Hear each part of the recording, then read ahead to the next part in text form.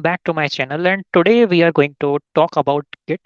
Yes, Git. So any test automation engineer without Git is, I will say, useless. If you don't know Git, it means there is no point of even test automation. And don't think like, okay, our Git is only good for devs. No, now QA, automation engineer, DevOps people, everyone should know Git. Without Git, you cannot do almost anything because all your code is either in GitHub, GitLab, Bitbucket, and in order to maintain those code, you need Git.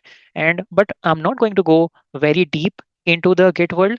I will only tell you what you need. Assume that hey, you are a QA engineer and you did a lot of study on the automation side, and but you haven't worked on a real world, and then you got a job as an automation engineer in another company in a switch.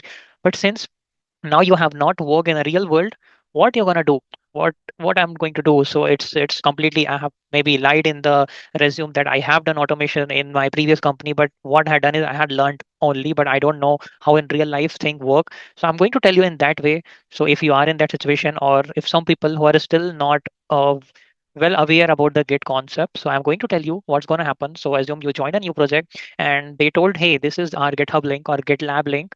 You take the code and then you create your branch, and then we will review your PR, and that's it. That is what they are going to tell you. That is what your senior automation engineer or architect is going to tell. Hey, you raise your PR and we will review it. But what if you don't know? And they will tell, hey, everything is there in our README file. We have written everything about the current architecture of the project. So we don't think you will be needing a KT.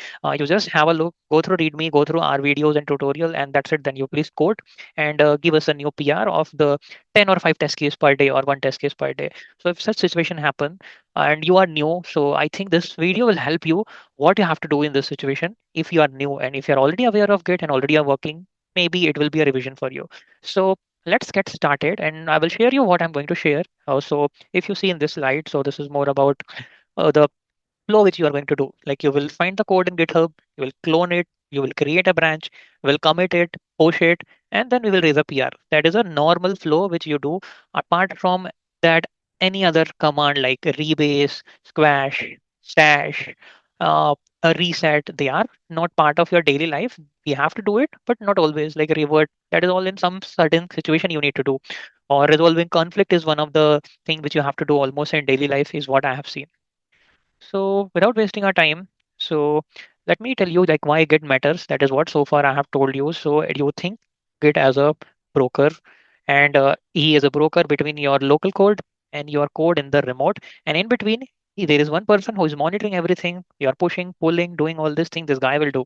So you think Git like that, okay? And you can think like a tracking tool, something, and you need to install the Git. You can just say download Git in Google, and you have to install it in your local. Now, next is about the new project. It's your first job and you are not aware. So that is what generally a situation is. So that is what I'm going to teach you, what you need to do. And there are various ways to clone it. One of the way is simply copy the URL and paste it in your VS Code or IntelliJ. There is way you can do through SSH. So there you need to give your key, then you need to clone it from the GitHub. So like this, there are few ways you do the cloning, and I will explain you everything live in VS Code, but I'm giving you a high level idea. Okay. And every day, let's suppose you are an automation engineer and every day you're coming to office. These are few commands you have to run regularly, like git status, branch, git fetch, git pull, git log. This will be your daily job. And this is some good practice, like how the good branching habit is. So you start from the correct base branch, maybe from the main branch, you will create your new branch, give a clear name if it is a feature. So start with feature slash. If it is a fix, start with fix. This is good name so that reviewer will get to know, okay, this is a feature branch, this is a bug fix branch, it is a maintenance branch, like that. So it is a good habit of keeping a good branch name. And ensure that when you give a commit message, it should be a good, meaningful message like, hey, I have done checkout smoke test for guest user flow. I fixed payment page locator after DOM update. It should not like, hey, fix latest code change. So it will be become hard for someone to understand in this commit what thing you have given, what code you have given. So it's good if we see someone commit message and then we will get aware, hey, this is what this guy has done. Now, this is one thing. So when you are raising a pull request, that is one process. Okay, you have your local code, you push it to your GitHub, then from there you create a PR.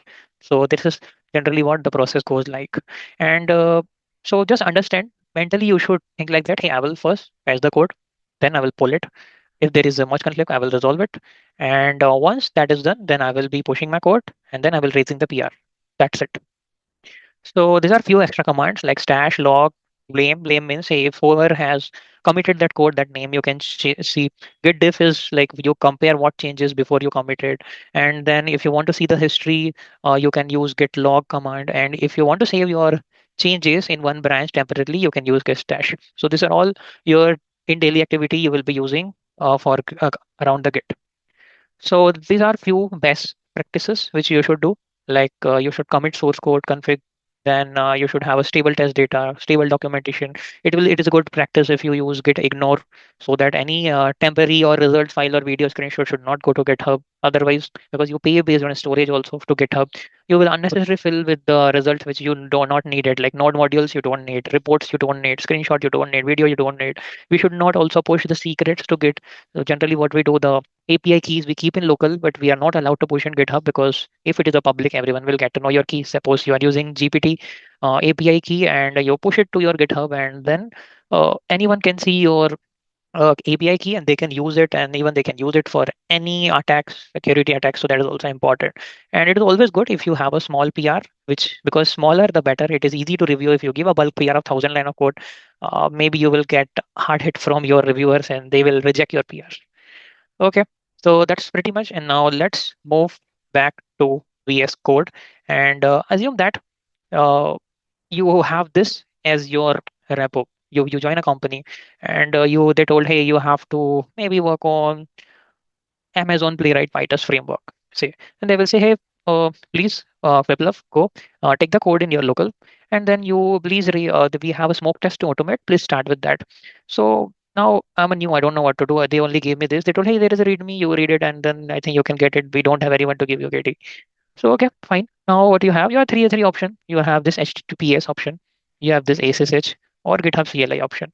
So if you use ASSH, you can copy this, and but you need to add your public key. Once you have added your public key, you can go here and in the terminal inside the folder in which you want your Git to be there, you can say git clone and this command. Right now it will not work because I haven't provided any SSH key along with this. If I provide SSH key also, then it will work, but right now it will not.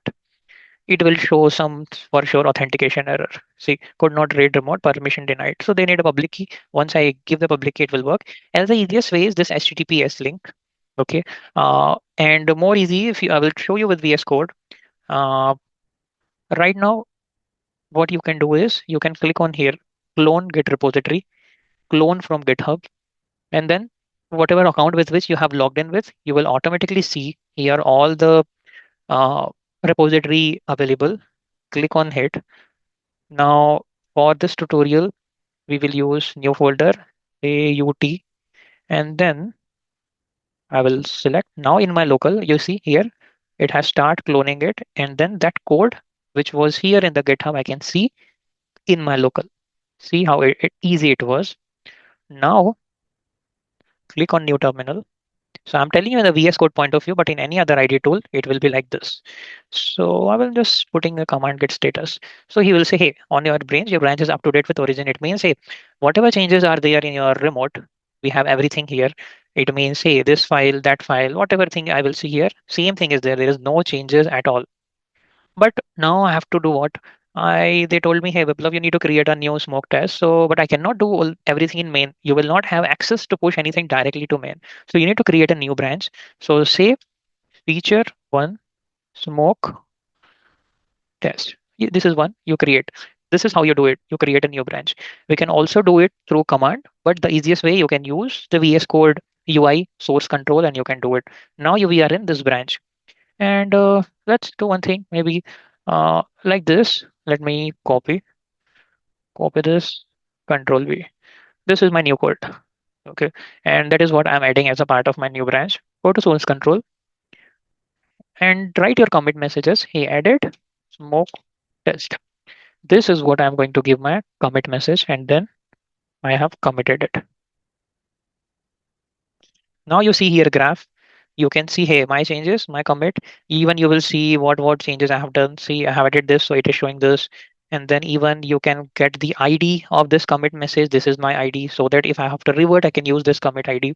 Now, since I haven't published this branch to remote, if I can show you here, see, you only see main here. So if you want to see my local branch also here, we need to push it. So I'm now publishing it,